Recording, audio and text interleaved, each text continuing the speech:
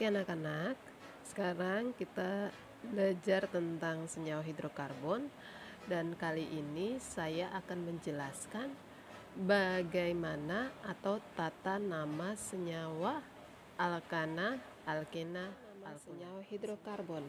Kita mulai dengan alkana.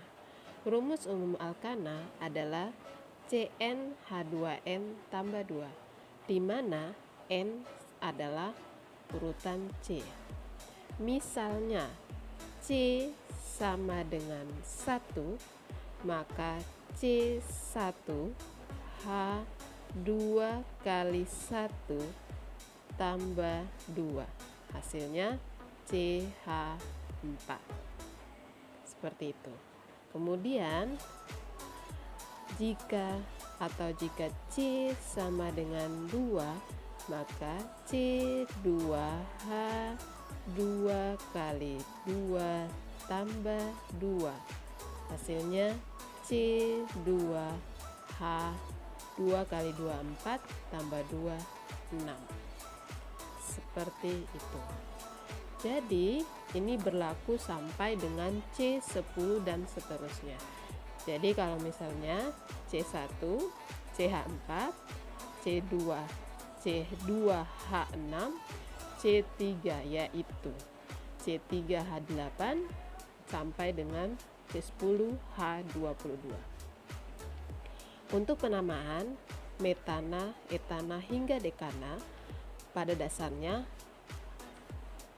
untuk alkana akhiran ana ditambahkan pada perhitungan Yunani yaitu meta 1, eta 2, propa 3 sampai 10 yaitu deka. Tinggal menambahkan akhiran ana. Kemudian tata namanya. Tata nama alkana menurut aturan IUPAC dan juga ada nama trivial. Kita mulai dengan yang IUPAC dulu. Ini adalah contoh senyawa. Contoh senyawa yang akan kita memberi nama sesuai aturan IUPAC. Yang pertama, kita menentukan rantai karbon terpanjang. Jadi, rantai karbon terpanjang ini kita boleh hitung dari kiri ke kanan, dari kanan ke kiri, dari atas ke bawah, dari bawah ke atas. Pokoknya bisa dihitung dari mana saja, yang penting tidak double dan kita mencari yang panjang. Yang pertama kita mulai dari sini dulu. Kita hitung. Yang dalam lingkaran saya itu ada 1, 2, 3, 4. Berarti ada 4. Kita tandai dulu. Ada 4 ya. Ini 4. Kemudian kita ulangi lagi. Kita mulai dari ujung seperti ini. Untuk hitungan kedua juga sama-sama 4. Berarti kalau 4 kita ambil salah satunya yang lurus saja. Berarti kita hapus yang merah, hapus semua saja. Kemudian lanjut yaitu kita lihat lagi untuk perhitungan ke arah, saya ganti warnanya ini ya, ini oke, kita hitung 1, 2, 3, 4, 5, 6. Kenapa 6? Karena di sini ada C2, berarti dihitungnya 6, berarti ini 6 ya. Lanjut, kita hitung lagi yang satunya dari depan sini sampai lurus saja, hitungannya lurus. Kita lihat 1, 2, 3, 4, 5, 6. Sama ya, sama. Jadi 6. Langkah kedua adalah kita menentukan cabang alkil. Cabang alkil itu mirip dengan alkana, tapi hanya rumus umumnya CnH2n tambah 1. Jadi misalnya ini CH3 itu C-nya 1, karena C-nya C1H2 kali 1 tambah 1. Jadi otomatis CH3. Begitu seterusnya sampai dengan C10. Jadi 2N-nya tambah 1. Dan akhiran ana tadi di alkana, dia karena gugus alkil maka diganti akhiran il. Jadi meta jadi metil, etana jadi etil, propana jadi propil hingga ke C10 yaitu dekana menjadi dekil. Itu untuk cabang. Nah, cabangnya itu C atau ikatan C yang menempel pada gugus utama.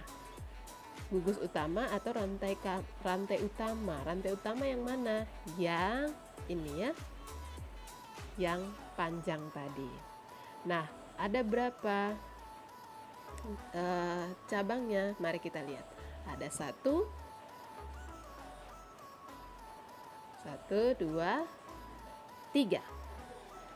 Oke, jadi ada 3 cabang. Yang berikutnya kita beri nomor.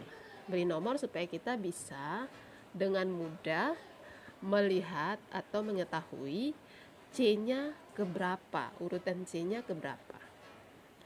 Oke, 1, 2, kita nomornya dari belakangnya. 1, 2, 3, 4, 5, 6, 7. Kemudian itu namanya heptana. Karena C7 ya di Google deret alkana heptana. Kemudian penulisan urutan gugus alkil berdasarkan abjad. Gugus alkil yang mana? Yang cabang tadi.